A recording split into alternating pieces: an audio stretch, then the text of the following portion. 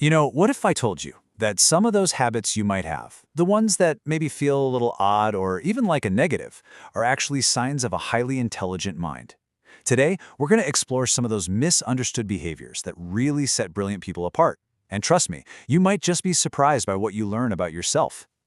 Have you ever had that little voice in your head, that thought that says, I'm I'm just not that smart?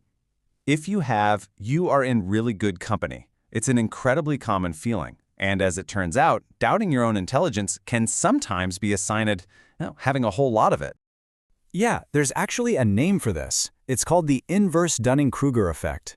It's this funny cognitive bias where people who are actually highly competent tend to underestimate just how good they are. So the habits we're about to go through, they're often little clues to this hidden competence. If you see yourself in these, it might just mean your brain is wired a little differently. Okay, so let's dive right in. We're going to walk through 10 pretty distinct habits. As we go, just see how many of these really resonate with you. You might just learn something new about the way your own mind works.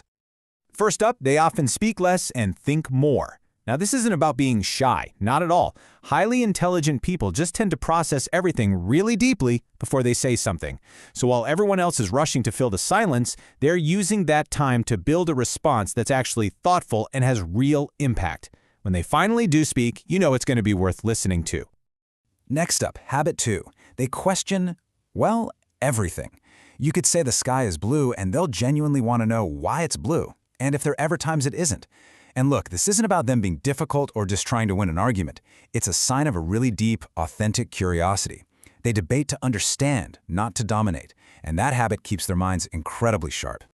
And all that questioning leads right into our third habit. They are absolute masters of pattern recognition. It's like their brains are these finely tuned machines, constantly scanning conversations, data, people's behaviors, and they connect dots that most of us just don't see. That's how they can often predict what's going to happen with spooky accuracy. It's not magic, it's just really advanced pattern analysis. You ever met someone who sees like a messy spreadsheet or a really chaotic process at work, and they just get this irresistible urge to fix it? That is habit number 4. They see those inefficiencies as a puzzle that's just begging to be solved, and they don't do it for praise or for recognition. For them, it's a mental game they play, just for the challenge and the sheer satisfaction of making things work better. Habit 5 is all about how they read. See, it's not just about getting through a book. For them, it's about collecting mental models. Their reading lists can look all over the place. Philosophy one day, neuroscience the next, because they aren't trying to become an expert in just one thing. Instead, they're gathering all these different frameworks for thinking that they can then mash up in totally new and creative ways. This brings us to habit 6, which I like to call mental chess. When they're facing a really big decision, their mind is already playing out every single possible scenario. They've thought through all the flaws, they've simulated every potential failure. So what might look like calmness on the outside is actually the result of some really intense strategic thinking that's already happened on the inside. Okay, our 7th habit is a real superpower, especially in the noisy, chaotic world we live in today.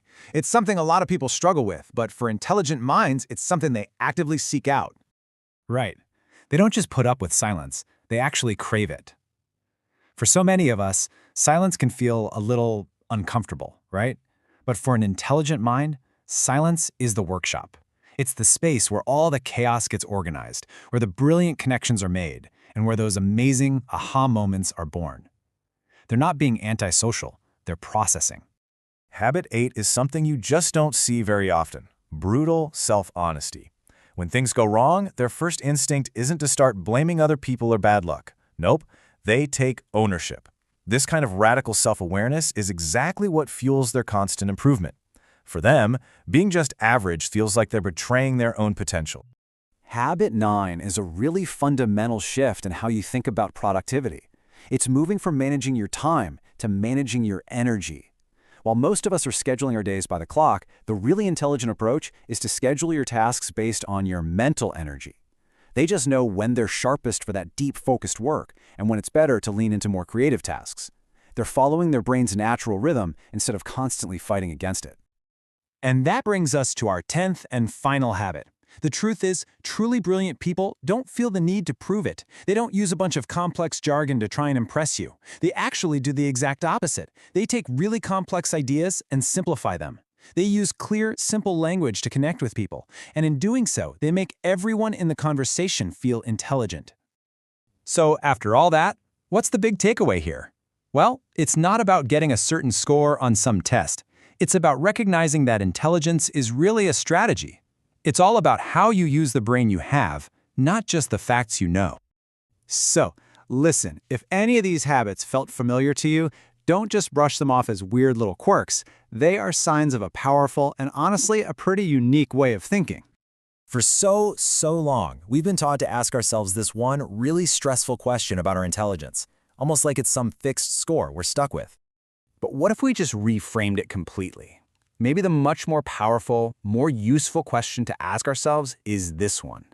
It totally shifts the focus from a static label to an active, ongoing process of really using your own unique mental strengths.